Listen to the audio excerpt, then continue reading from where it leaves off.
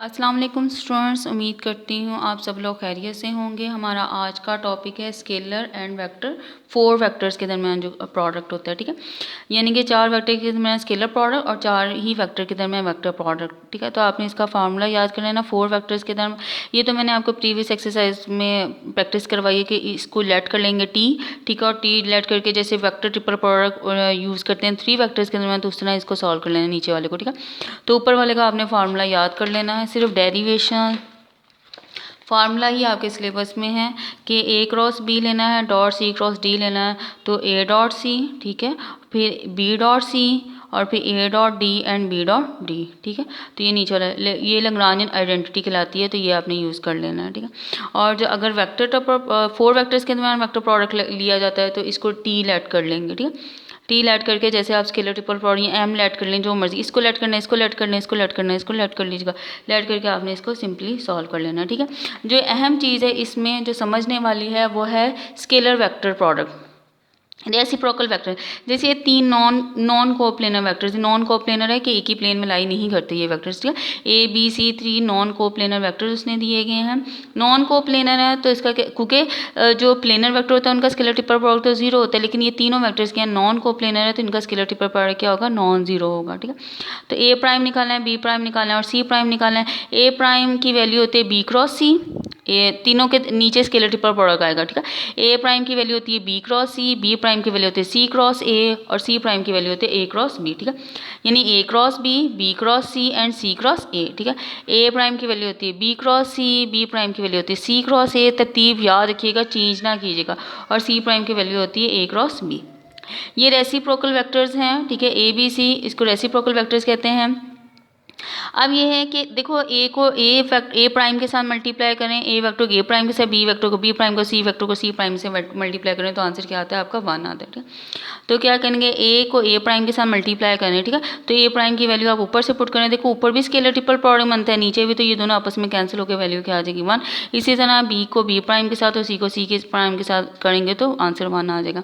लेकिन ऑपोजिट के साथ करेंगे तो आंसर 0 आएगा, यानी कि ए को बी प्राइम के साथ मल्टीप्लाई करें या ए को सी प्राइम के साथ, यानी ऑपोजिट मल्टीप्लाई करें तो आंसर आपके पास 0 क्यों आता है, क्योंकि जब बी प्राइम की वैल्यू आप पुट करोगे ना, बी प्राइम की वैल्यू सी क्रॉस ए है, तो ये scalar triple product 2 same vectors हैं, तो scalar triple product 2 same vectors का आंसर क्या होता है, 0 होता है। और उसके बाद ये बहुत इंपॉर्टेंट है, ये मोस्टली आ भी जाता है कि स्केलर ट्रिपल प्रोडक्ट ये ले लें और A prime B prime C prime को दोनों का स्केलर ट्रिपल प्रोडक्ट आपस में मल्टीप्लाई करें तो आंसर आपके पास क्या आता है, 1 आता है। तो आपने ये ले लेना A prime B prime C prime, A prime की वैल्यू पुट करेंगे, बी प्राइम की भी और सी प्राइम की भी। अब ये देखें ये 4 वेक्टर्स के दरमियान प्रोडक्ट आ गया, ठीक है। तो 4 वेक्टर्स के दरमियान प्रोडक्ट मैंने आपको प्रीवियस एक्सरसाइज में बताया था, इसको लेट कर लेंगे, इसको लेट करना है, इसको कर लें, ऊपर इधर वाली वैल्यू को लेट करना है तो इधर वाली वैल्यू को आप लेट कर सकते हैं, ठीक है। आपने इन दोनों में से किसी एक को लेट करके ये सॉल्व हो जाएगा, ठीक है, सिंप्लीफाई हो जाएगा तो आपके पास आंसर आ जाएगा 1, ठीक है।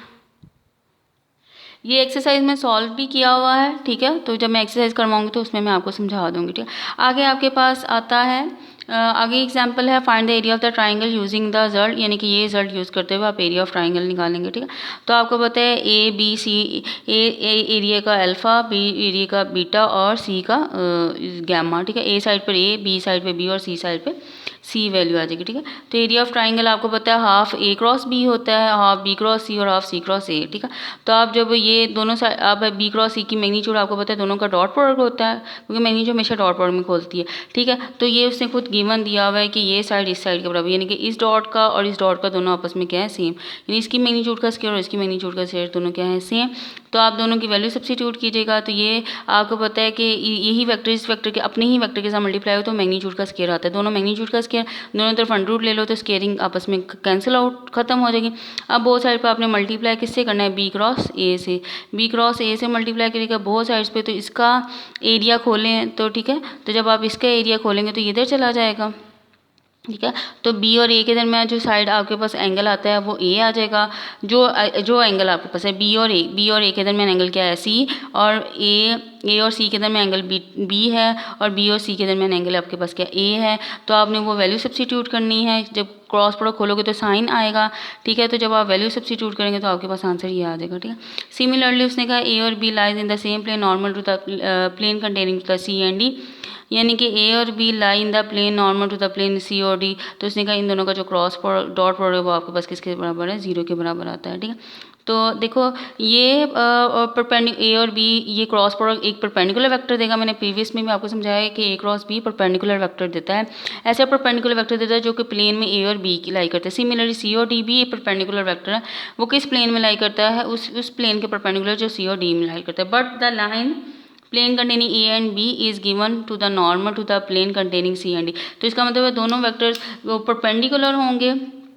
ए बी वेक्टर परपेंडिकुलर है किसके, ऐसी लाइन के, यानी कि ए बी वेक्टर है, ए क्रॉस बी परपेंडिकुलर है किसके, जिसमें ए बी वेक्टर लाई करता है बी बी, और सी डी पी परपेंडिकुलर है जिसमें ये दोनों वेक्टर्स लाई करते हैं। But the plane containing A B is given to the normal to the plane containing, यानी इसका मतलब ये भी परपेंडिकुलर है, दूसरी प्लेन भी आपस में उसके भी क्या है परपेंडिकुलर। तो इसका क्या मतलब है, ये प्लेन के नॉर्मल्स कहलाते हैं, ठीक है।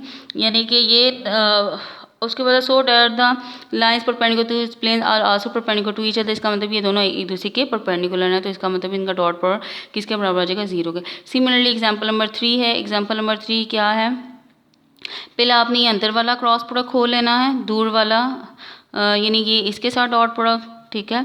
दूर वाला नज़दीक यानी कि B dot D into C and minus B dot C into D, ठीक है। तो ये भी स्केलर प्रोडक्ट है, ये भी स्केलर प्रोडक्ट है। तो ये ए क्रॉस इसके साथ जाके मल्टीप्लाई होगा और ये ए क्रॉस इसके, क्योंकि ये स्केलर डॉट प्रोडक्ट हमेशा स्केलर क्वांटिटी इसने बाहर आ जाना है। तो ए क्रॉस सी और ए क्रॉस डी, तो ये आपके पास ये वैल्यू आ जाएगी। उसके बाद आपने किसके साथ डॉट प्रोडक्ट ले लेना है, डी के साथ डॉट प्रोडक्ट। तो ये स्केलर क्वांटिटी इसने बाहर आ जाना है, इसने इसके साथ डॉट प्रोडक्ट ले लेना और इसने इसके साथ डॉट प्रोडक्ट लेना है, ठीक है। तो ये भी स्केलर ट्रिपल प्रोडक्ट बन गया, ये भी स्केलर ट्रिपल प्रोडक्ट बन गया। ये 0 आ जाएगा क्योंकि दोनों सेम वेक्टर्स हैं, तो ये आपके पास आंसर 0 आ जाएगा। तो आपके पास सिर्फ ये वैल्यू आ जाएगी, यही आपने प्रूव करना था, ठीक है। और उसके बाद ये वाला क्वेश्चन है, ये क्वेश्चन भी एक्सरसाइज में रिपीट हुआ हुआ है, एक्सरसाइज में बहुत अच्छे से एक्सप्लेन किया हुआ है। यानी कि इसमें आपने क्या करना है, जैसे ये भी क्रॉस प्रोडक्ट 4 वेक्टर्स है, ये भी क्रॉस प्रोडक्ट, ये भी क्रॉस प्रोडक्ट 4 वेक्टर्स में, तो इसको लेट कर लीजिएगा, फिर इसको लेट कर लीजिएगा। ये बारी बारी लेट करके वैल्यूज़ निकालनी है। इसको उसने लेट किया तो फिर वैल्यूज़ निकाली, फिर उसने इसको लेट कर लिया, इसको लेट के दूसरे वाले को लेट करके फिर वैल्यूज़ निकाली, ठीक है। फिर ये तीसरे वाले को लेट करके उसकी वैल्यूज़ निकालेंगे, ठीक है। इसने इसको लेट कर लिया और सारी वैल्यूज़ निकाली, तीनों वैल्यूज़ को उसने इसमें पुट किया तो आपके पास ये आंसर आ जाएगा, ठीक है। ये अच्छे से सिंप्लीफाई हुआ हुआ है, आप अच्छे से इसको देख लीजिए। लेट करना है, ये क्रॉस प्रोडक्ट मैंने आपको एक्सप्लेन किया था, क्रॉस प्रोडक्ट कैसे, इसने पहले इसको लेट किया है, फिर उसने इसको लेट किया है, फिर उसने इसको लेट किया है, तो यह उसका आंसर आ गया, ठीक है। यानी कि ये याद रखना है कि किस किस को लेट करना है, पहले इसको लेट करना है, फिर सॉल्व करना है, फिर इसको लेट करके इसको सॉल्व कर लेना है, फिर इसको लेट करके सॉल्व करना है, फिर सबकी वैल्यूज़ आपने इस इक्वेशन में पुट कर लें तो आपके पास आंसर आ जाएगा। उसके बाद एग्जांपल नंबर 5 है, उसने यही सेम एग्जांपल वही है, प्रीवियस एग्जांपल है कि A B C D are coplanar है, तो ये साबित उनके क्रॉस प्रोडक्ट, ये भी परपेंडिकुलर वेक्टर है, ये भी परपेंडिकुलर है, ठीक है। तो दोनों ये भी परपेंडिकुलर है, ये भी इन दोनों वो वेक्टर्स का जो क्रॉस प्रोडक्ट वो किसके बराबर है, 0 के बराबर है। तो इसका मतलब है दोनों वेक्टर्स भी आपस में यानी क्रॉस प्रोडक्ट इक्वल टू, तो वो 90 का एंगल बनाते हैं ना। यानी कि ये भी परपेंडिकुलर वेक्टर है किसके, A cross B perpendicular vector A ऐसी प्लेन के जो ए और बी लाई करते हैं, और ये भी क्रॉस है सी और डी भी, ये भी परपेंडिकुलर वेक्टर है ऐसी प्लेन के जो सी और डी उसमें लाई करते हैं। अब इन दोनों का क्रॉस प्रोडक्ट इक्वल टू 0, तो क्रॉस प्रोडक्ट कब 0 होता है, जब वो पैरेलल होते हैं, क्योंकि साइन 0 0 होते हैं, तो इसलिए ये दोनों वेक्टर्स क्या हैं आपस में पैरेलल हैं।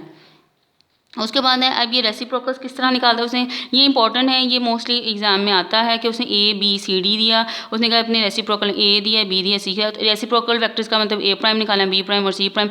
सबसे पहले आपने क्या निकालना है, इनका स्केलर ट्रिपल प्रोडक्ट निकालना है, ए बी सी। अगर तो ये scalar triple product non zero आएगा तो आगे क्वेश्चन होना है, क्योंकि ओवर के नीचे 0 नहीं आता। अगर तो यहाँ पे स्केलर ट्रिपल प्रोडक्ट 0 आ जाएगा तो आप आगे क्वेश्चन सॉल्व नहीं कर सकते। पहले स्केलर ट्रिपल प्रोडक्ट निकाल लेना, फिर बी क्रॉस सी निकालना है, फिर सी क्रॉस ए निकालना है, फिर ए क्रॉस बी निकालना है। इन सब की वैल्यूज आपने बारी बारी उसमें पुट करना है तो आपके पास सॉल्व हो जाएगा, ठीक है। उम्मीद करती हूँ लेक्चर समझ आ गया होगा। अपना ख्याल रखिएगा, अगर किसी भी बात की किसी भी पॉइंट की समझ ना आएगी तो पूछ लीजिएगा। ओके, अल्लाह हाफिज़।